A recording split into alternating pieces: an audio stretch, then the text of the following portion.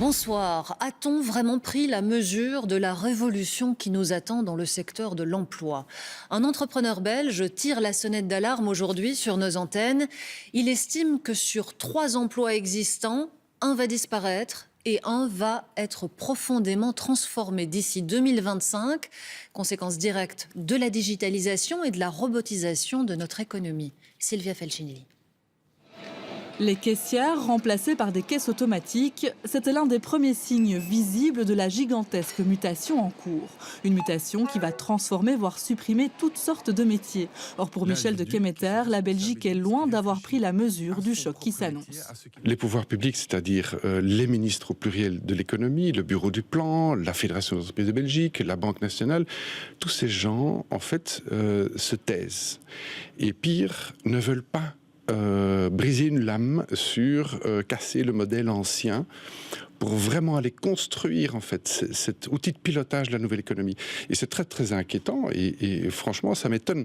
Au bureau du plan, on estime que l'impact du choc digital est difficile à mesurer, ce qui ne veut pas dire qu'on ne peut rien faire. L'enjeu pour demain, c'est de miser sur les emplois que la machine ne pourra pas remplacer. Et là, il y a du potentiel en Belgique, mais qui doit encore être concrétisé.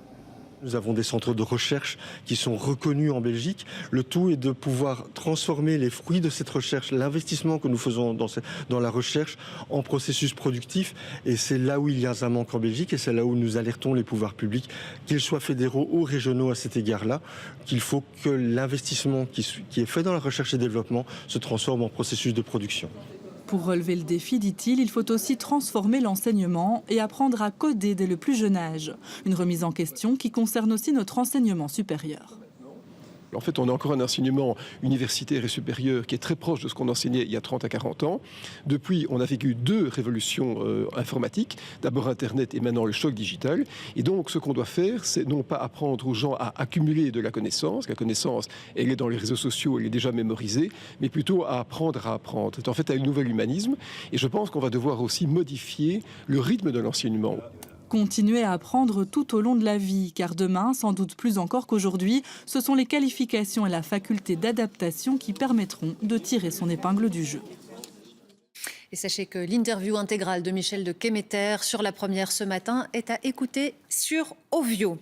Pour faire face à cet énorme défi, nous allons devoir nous adapter. Les profils recherchés vont clairement évoluer et ce qui semble certain, c'est que ceux qui maîtrisent la technologie partiront avec une longueur d'avance. Ça et là, des formations de codage à destination des jeunes sont organisées, mais de manière sans doute insuffisante puisqu'aujourd'hui, on estime déjà qu'il manque 16 000 codeurs en Belgique. Benjamin Braun. 2, 1, et c'est parti, 2 minutes 30. Un vrai casse-tête. Dans ce concours de robotique Lego, les apprentis programmeurs présentent leur drôle de création. Chaque mouvement est millimétré. Voilà. On peut essayer avec un 4 et un 8 parce que essayer un 8, je pense que c'est bon. Hein. Ce charabia, c'est du codage, à l'origine d'un mouvement extrêmement précis. Par exemple, là, il y a une mission là, il faut attraper, il faut qu'il y ait une pince qui arrive et qu'il faut qu'il la prenne. Et quand il la prend, il faut la ramener à la base. Et là, on gagne pas mal de points en le faisant. Grâce à ce concours, les élèves touchent de manière ludique aux bases de la programmation informatique.